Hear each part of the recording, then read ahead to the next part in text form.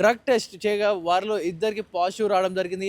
అందులో ముఖ్యంగా బయటపడింది ఒక బడా నేత వ్యక్తి బయటపడడం జరిగింది. అతడే కడప జిల్లాకు చెందిన జమ్మలమడుగు నియోజకవర్గ ఎమ్మెల్యే ఆదినారాయణ రెడ్డి కుమారుడు సుధీర్ రెడ్డి డ్రగ్స్ తీసుకుంటూ అడ్డంగా దొరికిపోవడం జరిగింది. ఇదైతే న్యూ ఇయర్ వేడుకగా సందర్భంగా హైదరాబాద్లోకి పెద్ద ఎత్తున డ్రగ్స్ వస్తూ ఉన్న నేపథ్యంలో వారందరినీ కూడా పోలీసులు అరికడుతూ ఉన్నారు. న్యూ ఇయర్ వేడుకలు అయిపోయినాయి. ఇవంతా అయిపోయిన నేపథ్యంలో ఇప్పటికి కూడా డ్రగ్స్ ఎక్కడి నుంచి వస్తూ ఉన్నాయి, వీరి లోపల ఎలా సేవిస్తూ ఉన్నారు అనే దానిపై పోలీసులు క్వశ్చన్ చేస్తూ ఉన్నారు. అతన్ని సుధీర్ రెడ్డిని లోపల తీసుకెళ్లి విచారిస్తూ ఉన్నారు. ప్రస్తుతం డ్రగ్ అడిక్షన్ ఏదైతే ఉందో ఆ డ్రగ్ అడిక్షన్ పోయేలా అతని ఒక సెంటర్లో పెట్టడం జరిగింది. ప్రెసిడెంట్ అయితే లోపల విచారిస్తూ ఉన్నారు.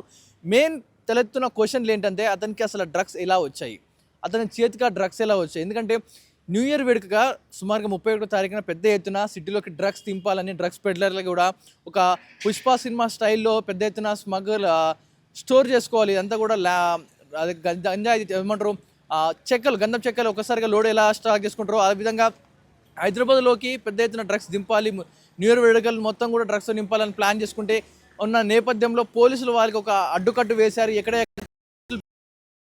డ్రగ్స్ ఎంటర్ కాకుండా ఒకవేళ డ్రగ్స్ ఎక్కడ అమ్ముతున్న సమాచారం దొరికిన వెంటనే వారిని అరెస్ట్ చేయడం, వారిని పట్టుకోవడం, వారి దగ్గర ఉన్న డ్రగ్స్ని స్వాధీనం చేసుకోవడంతో పాటు ఎవరు డ్రగ్స్ అమ్ముతున్నారు, మీకు మీ వెనుకున్న ముఠా ఎవరి దగ్గర నుంచి మీకు డ్రగ్స్ వస్తున్నాయి అనే క్వశ్చన్స్ రైజ్ చేసి ఆ మూలాలను కూడా పోలీసులు ఛేదించే ప్రయత్నం చేశారు. వారందరినీ కూడా అరికట్టారు.